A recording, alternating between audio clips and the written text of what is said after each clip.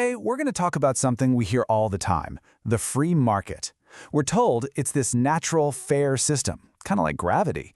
But what if the whole thing is just a really, really powerful story? We're basically taught to worship the market, right? As if it's this perfectly balanced scale of justice. The idea is that it rewards hard work, the best ideas, that it doesn't pick sides. But this God? Well, this God definitely plays favorites. So what's the real story here?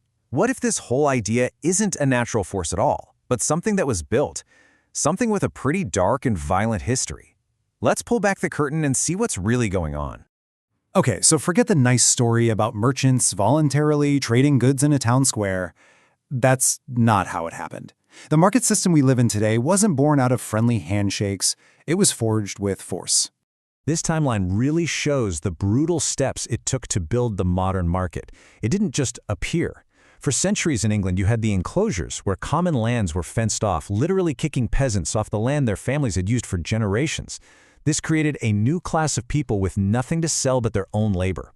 At the exact same time, you've got colonial conquest and slavery, building global supply chains on the backs of stolen land and stolen people. And the Industrial Revolution? That wasn't just scrappy inventors in their garages.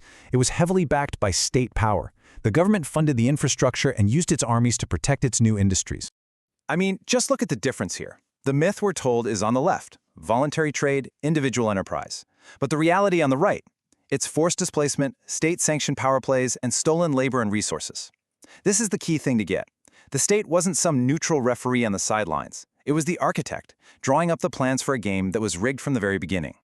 And don't think this is all just ancient history. That same forceful hand of the state is still very much at play. It's just a little sneakier now. It's created what you could call a massive double standard. Basically, a welfare system for the wealthy.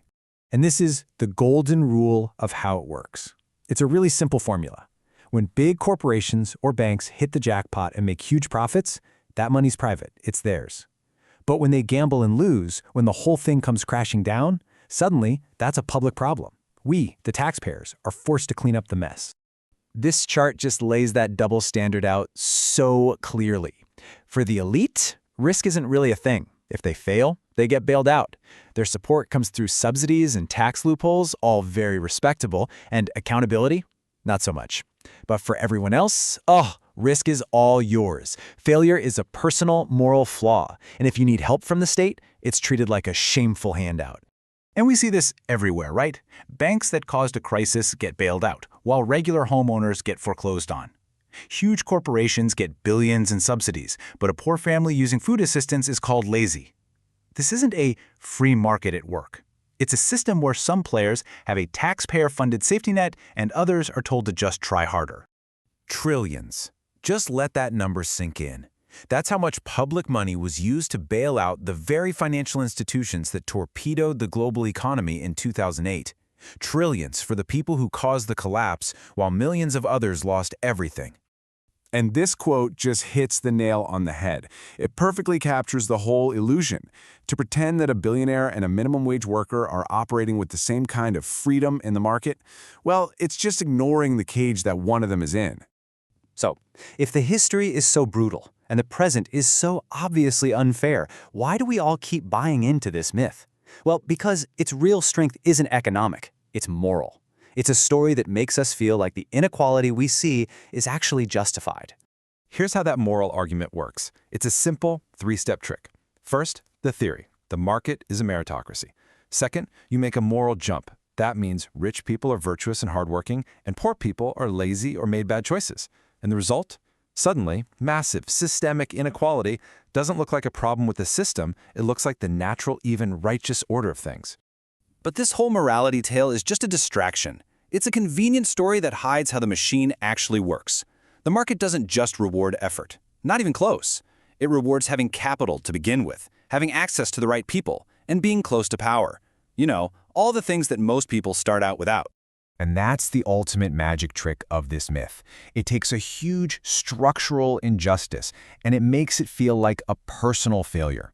And when you blame individuals, the system itself and the people who benefit most from it never have to answer for anything. So, once we see the myth for what it really is, a story designed to protect the powerful, we can stop being distracted and start asking much better questions. If the free market is a myth, then what's left? The truth. And the truth is actually pretty empowering. It's the realization that markets aren't natural forces like the weather. They're systems that people designed. And anything that was made by people can be unmade or remade by people. And this opens up the space to imagine totally different ways of doing things. Like, what about a commons-based economy? An economy that isn't built around private profit, but around taking care of each other and our resources. It's an idea where essential things, like land, water, even knowledge, aren't just commodities to be sold to the highest bidder, but are treated as a shared inheritance we all have to manage together. And really, that's what it all comes down to. The argument was never about having a market or not having a market. That's a false choice that distracts us. The real question, the one this myth has tried so hard to silence, is this: who gets to write the rules? Who does the system benefit? And who is forced to pay the price?